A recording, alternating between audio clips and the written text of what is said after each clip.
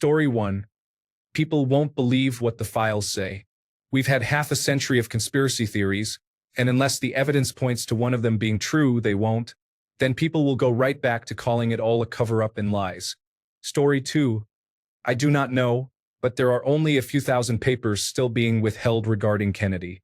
They have released almost everything already. Story 3. That they are probably what we expected. I mean, Trump had the clearance to see them for years. If there was anything too damning, he wouldn't have stopped talking about it. Story 4. The files will not contain anything noteworthy. At worst, this will embarrass the Secret Service and the Federal Bureau of Investigation for procedural and operational failures. No conspiracy will be revealed. It is a distraction, a bone tossed to his foolish followers who do not actually care about this or anything. Story 5. The files will say what we already know. Lee Harvey Oswald killed John F. Kennedy, James Earl Ray killed Martin Luther King Jr., and the right will point at Oswald's Marxist sympathies while completely ignoring Ray's Nazi beliefs. Story 6. Loved it. I also found it moving when he told the assistant to give the pen to Robert F. Kennedy Jr. Whether you like Robert F. Kennedy Jr. or not, he did lose his father and uncle to assassins, and it had to be hard for him. So it was quite a wholesome thing, in my opinion.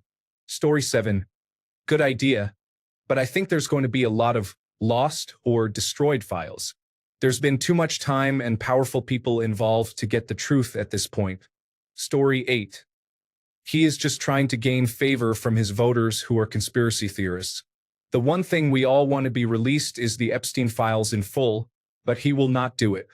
Story 9. To be fully honest, at this point, it has been way too long since the murders, so I wouldn't know what to believe if anything interesting was revealed. Story 10.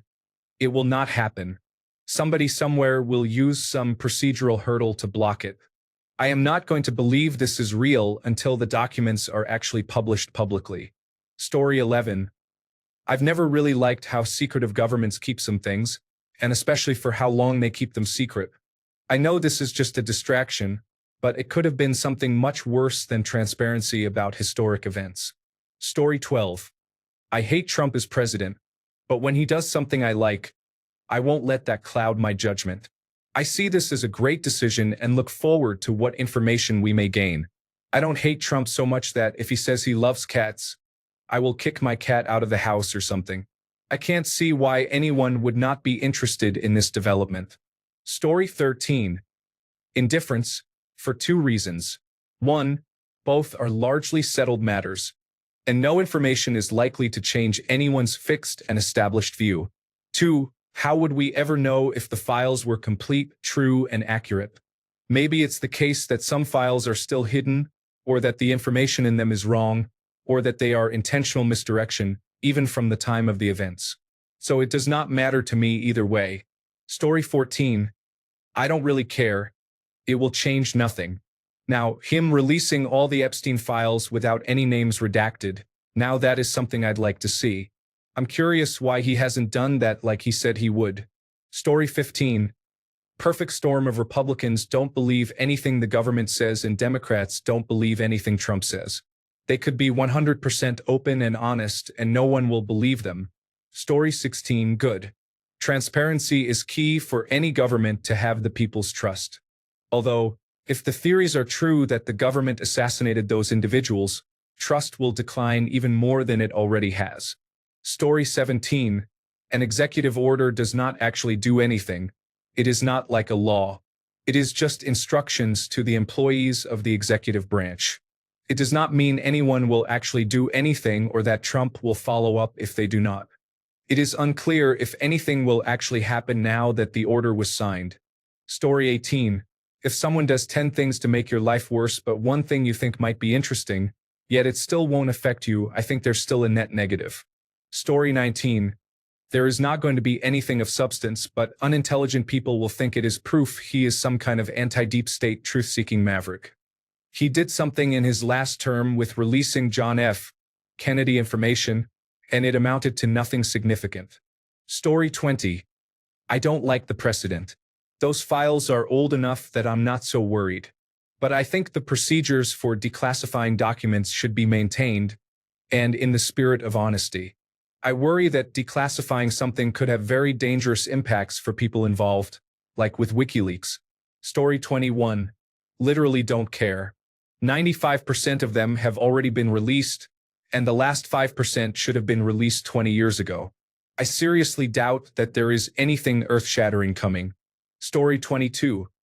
Not sure why he is wasting energy on issues from 60 years ago instead of addressing issues bothering people today. But then again, he's an idiot, so there's that. Release the Matt Gaetz pedophilia papers, then I'll be impressed. Story 23. Who cares? This is just more stoking of culture war issues on Trump's part. He's using a distraction technique where he doesn't want you to see the other hand. This is meaningless. Story 24. Well, you don't want to affect people's lives if there is phony stuff in there, because there is a lot of phony stuff in there. Oh wait, that was the Epstein files per Trump. Story 25. What if all the files turn out to be boring and uninteresting? Like it's all just the same information we know now with some interviews, but nothing changes? Talk about a letdown. Story 26. I think it's great. I also bet it was not his idea and that he could give a flying fig about it. One of his buddies asked him, so he said, sure. Story 27. Files have already been declassified in the past. This order is just declassifying the rest of them, and they will all be redacted. I'm not sure that the government has ever declassified anything that wasn't heavily redacted. Story 28. He said he was going to do this during his first term but did not follow through. This is a smokescreen to divert attention away from trying to reverse the 14th Amendment without an amendment, as well as pardon insurrectionists who attacked police officers. Story 29. It doesn't hurt Trump or his friends. Otherwise, it wouldn't come out. It's probably a nothing burger, but it's a distraction from what he is actually doing. Trump is a magician, a master of look at the left hand while the right hand steals. It's called political gish gallop. Buying Greenland, Canada. Just distractions while they do real damage. Story 30. The speculation was interesting when the government was still hiding stuff. It's not as interesting when there's a government that openly does fascist actions without any kind of remorse. Story 31. I'm from Mexico, and I have seen my fair share of smoke and mirrors from these last 4 administrations. This is all to keep the people entertained while they say, oh, but he opened those files. He's brave. Andrés Manuel López Obrador did the same.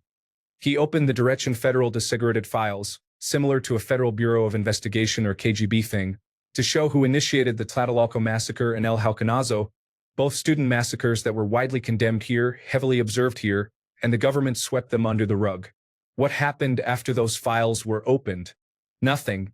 Yes, people who survived were mad to learn what happened to the fallen. People learned about one of the darkest moments in our history, and nothing else happened other than that man showing files here and there in his daily conferences and pointing fingers, but nothing else. Those are my thoughts on what will happen. They will all read the files, say, oh, and move on with their lives as if it never happened. Smoke and mirrors. Story 32. This whole thing is just a distraction so Trump can pick our pockets while we are watching the circus, and he can shout about how he kept one of his promises. Who cares about that moldy old report? I want to see what the Food and Drug Administration and the Centers for Disease Control and Prevention have to say about what's going on today. Beware of what Trump doesn't want you to see, like the Epstein facts and the amount of bird flu that's going around. What's the point now that most of them are dead or so old it doesn't matter? We should be worried about what's happening right here and now. Story 33. He said he would do it in his first term as well. Fundamentally, I have zero faith that he cares about this topic enough to do anything beyond signing an order, rather than making sure there is a proper investigation and inquiry. Story 34. It is a distraction and red meat for the smooth brains so they do not notice he did not end the wars in the Middle East and Ukraine and that their groceries are about to double in price. Story 35. I doubt it will do anything. Ordering a declassification does not mean they will actually do it. They may release some reports to placate the request, but anything truly incriminating the important secrets would simply be edited out. That is what they did with the unidentified flying object declassification. Hundreds of reports of them vaguely dodging answers when you know full well they know far more than that. Government organizations and politicians will not crack and develop a conscience simply because they are asked or ordered to be honest. If it was that easy, there would not be such major constant issues with them. They have heavily classified the hidden files for half a century. That is not going to change by Trump. Story 36.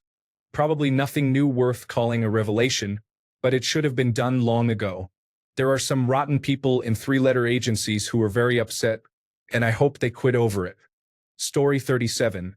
It is concerning that a president is doing something for the sole purpose of appeasing conspiracy theorists who will probably only be disappointed by whatever is in those files. Story 38. He's stalling for time because he's already lost again and doesn't know what his next move is.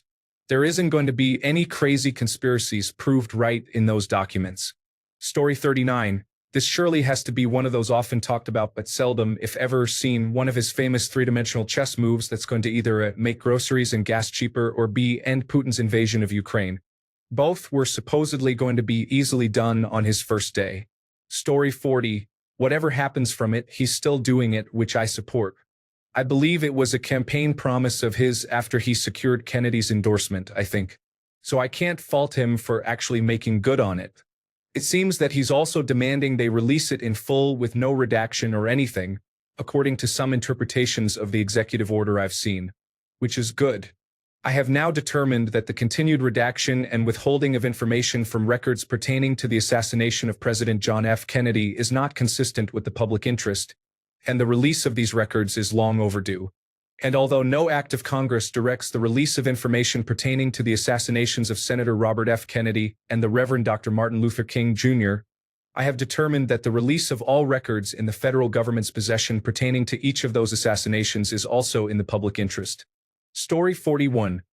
The Central Intelligence Agency was very likely involved in John F. Kennedy's assassination, and the Federal Bureau of Investigation was very likely involved in Martin Luther King Jr.'s assassination.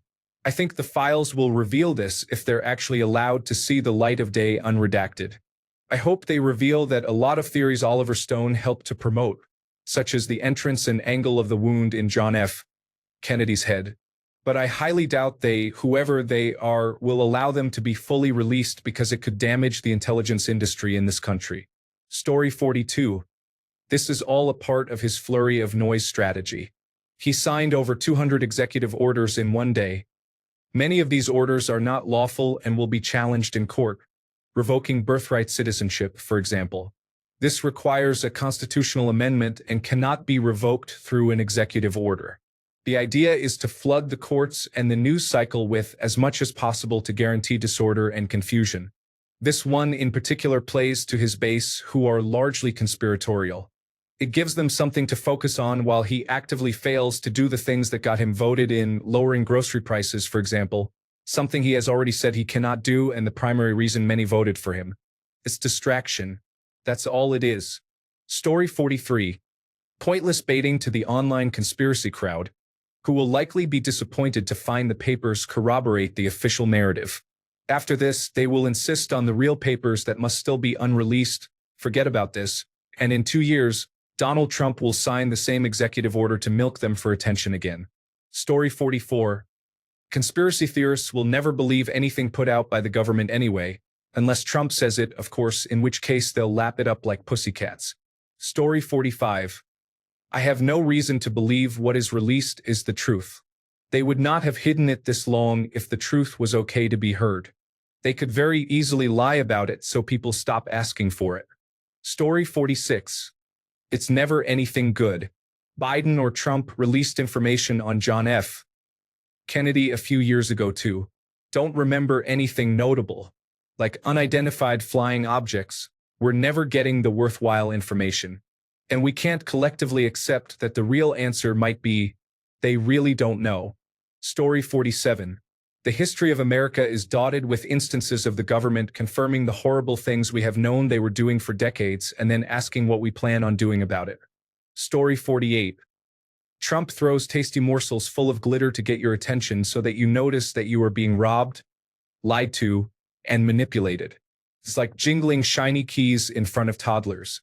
Story 49.